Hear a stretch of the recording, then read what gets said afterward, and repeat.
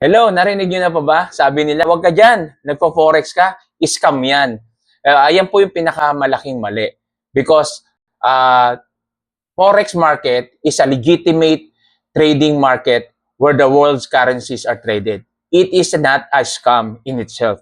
Kung wala po ang forex trading, ito na lang po yung isipin nyo. Paano po magpapalit ng currency yung mga OFW na katulad ko, 'di ba? Magpapalit tayo ng dollar, peso, reals, kung ano man yung currency diyan sa lugar mo. So malaki po ang papel ng forex trading. Kaya nga po kailangan lang po natin aralin kung ano po yung business na ito. So marami po ang gustong kumita pero hindi po alam kung paano sisimulan yung forex trading. Kaya kung gusto mong malaman at masimulan yan, mag-message ka lang po sa akin.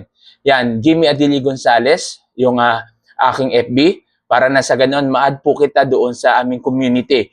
Yung Filipino OFW Traders Community na kung saan dyan po nagbibigay po tayo ng information at nagtuturo po tayo kung paano po magsimula sa forex trading. Libre lang po yan. Kaya message nyo lang po ako para na sa ganon, ma-add ko po kayo sa aming community. Yun lang. God bless.